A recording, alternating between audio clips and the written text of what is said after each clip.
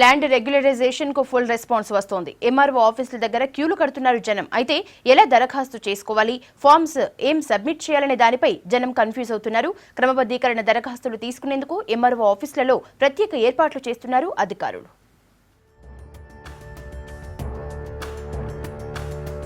రాష్ట్ర ప్రభుత్వం ప్రతిష్టాత్మకంగా అమలు చేస్తున్న ల్యాండ్ రెగ్యులరైజేషన్ స్కీమ్ కు భారీ స్పందన వస్తోంది. 125 గజాల వరకు ఇళ్లు నిర్మించుకున్న వారు ఫ్రీగా రెగ్యులరైజ్ చేసుకునేందుకు అవకాశం కల్పించింది ప్రభుత్వం. భూ క్రమబద్ధీకరణ దరఖాస్తులు స్వీకరించేందుకు 20 రోజుల గడువిచ్చింది. టైం తక్కువగా ఉండటంతో రెగ్యులరైజేషన్ కోసం ఎంఆర్ఓ ఆఫీసులకు పరుగులు పెడుతున్నారు జనం.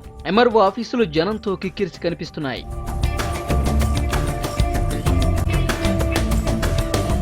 మరోవైపు క్రమబద్ధీకరణకు సంబంధించి ప్రజల్లో డౌట్లు రైజ్ అవుతున్నాయి. రిజిస్ట్రేషన్ ఫార్మేట్ గురించి క్లారిటీ లేకపోవడంతో క్లారిఫికేషన్ కోసం పదే అధికారుల వద్దకు వెళ్లాల్సి వస్తోంది. అప్లికేషన్ ఫామ్స్ కూడా సరిపడా లేకపోవడంతో జనం ఇబ్బందులు పడుతున్నారు. అయితే గతంలో రెగ్యులరైజేషన్ కోసం డబ్బులు కట్టిన వారి గురించి ప్రభుత్వం ఎలాంటి క్లారిటీ ఇవ్వలేదంటున్నారు అప్లికెంట్స్. కంప్యూటర్ స్లోగా వర్క్ చేస్తున్నాయి. అట్లాంటప్పుడు ఒక 2-3 పెట్టుకోవాలి. ఏ ఏరియాకి ఆ ఏరియాకి పెట్టాలి.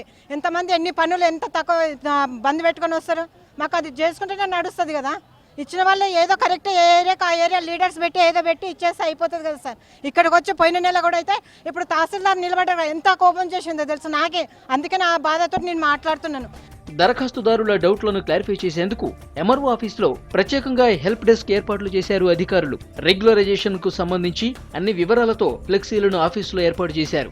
జీవో 59కి సంబంధించి ఏ ప్రాంతంలో ల్యాండ్ రిజిస్ట్రేషన్ వాల్యూ ఎంతుందో తెలిపే వివరాలను డిస్ప్లే చేశారు.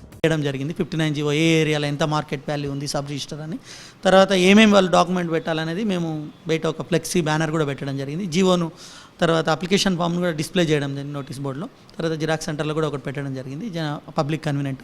దరఖాస్తుదారులతో ఎంఆర్ఓ కార్యాలయాలు నిండిపోవడంతో జనాభాకు అనుగుణంగా వారి ప్రాంతాల్లోనే అప్లికేషన్ తీసుకునేందుకు కొన్ని టెంపరరీ కౌంటర్లను ఏర్పాటు చేయాలని అధికారులు నిర్ణయించారు.